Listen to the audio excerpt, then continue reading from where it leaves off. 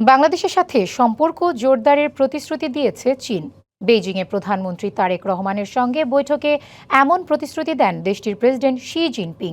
ব্রিফিংয়ে প্রধানমন্ত্রীর উপদেষ্টা মাহাদি আমিন জানান, তিস্তা মহাপরিকল্পনা সহ নানা ব্যবস্থাপনায় গুরুত্বপূর্ণ ভূমিকা রাখার পাশাপাশি রোহিঙ্গা প্রত্যাবর্তনে আলোচনা আয়োজনে আগ্রহী চীন। বাংলাদেশ থেকে মিয়ানমার হয়ে চীনে ইকোনমিক করিডোরের প্রস্তাব নিয়েও আলোচনা বৈঠক হয়।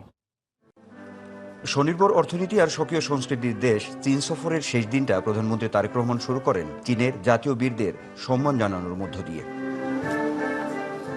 দেশটির ঐতিহাসিক তিয়েনআনমেন স্কয়ারে অবস্থিত স্মৃতিস্তম্ভে চীনের স্বাধীনতা, সার্বভৌমত্ব ও সমাজতান্ত্রিক বিপ্লবে প্রাণ বিসর্জনকারী বিপ্লবী বীরদের স্মৃতির প্রতি শ্রদ্ধা নিবেদন করেন প্রধানমন্ত্রী।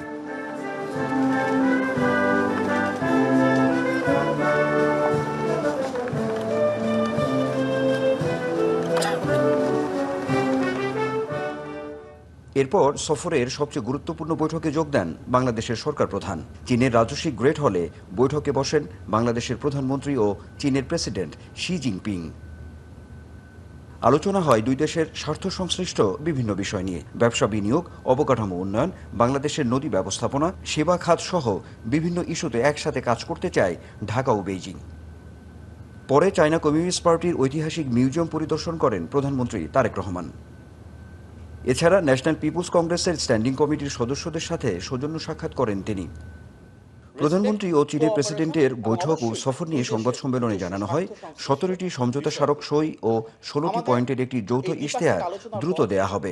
মাননীয় প্রধানমন্ত্রী এবং চীনের নেতৃত্বের সম্মতির উপর ভিত্তি করে মোট 17টি মেমোরেন্ডাম অফ আন্ডারস্ট্যান্ডিং বা এমইউ স্বাক্ষরিত হয়েছে। জয়েন্ট কমিউনিকে, যেটাকে আমরা বাংলায় বলি যৌথ ইশতেহার, প্রণীত হচ্ছে। সেখানে 16টি পয়েন্ট থাকবে।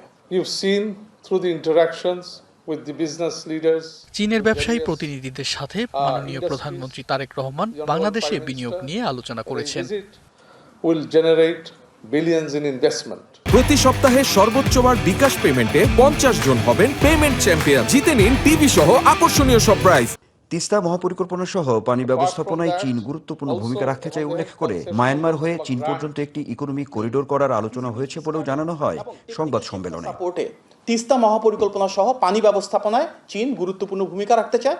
প্রস্তাবনা এসছে যে কিভাবে বাংলাদেশ থেকে মায়ানমার এবং চীন হয়ে একটি ইকোনমিক করিডোর তৈরি করা যায়, যে ইকোনমিক করিডোরের মূল উদ্দেশ্য হবে বাংলাদেশের অর্থনীতিকে আরো ব্যাপ্তি বাড়ানো, ইকোনমিক ট্রানজ্যাকশন বাড়ানো। এই ফ্রেন্ডশিপটা বা এই সম্পর্কের বন্ধনটা শুধু সীমিত টেম্পোরারি থাকবে না। It will be a long term commitment of the people's republic of China. যেখানে আমাদের কোঅপারেশন দরকার চীনের, they are ready to cooperate. 5 দিনের রাষ্ট্রীয় সফরের ইতি টেনে বিকেলে দেশে রওনা হন প্রধানমন্ত্রী তারেক রহমান। বলা হচ্ছে, প্রধানমন্ত্রী তারেক রহমানের চীন সফরে দ্বিপক্ষীয় সম্পর্ক, বাণিজ্য ও বিনিয়োগ সম্প্রসারণ সহ স্বার্থ সংশ্লিষ্ট বিভিন্ন বিষয়ে সহযোগিতা জোরদারে ফলপ্রসূ আলোচনা হয়েছে। একই সঙ্গে অর্থনীতির পাশাপাশি কূটনৈতিক এবং কৌশলগত যে রাজনীতি আছে তারও একটি বিষয় স্পষ্ট হয়েছে। বিশেষজ্ঞরা বলছেন, এখন এই যে সফর, এই সফরের প্রাপ্তি প্রত্যাশার যে হিসাব নিকাশ সেটি সময় বলে দেবে। Anwar Hossain, DBC news, Beijing, China.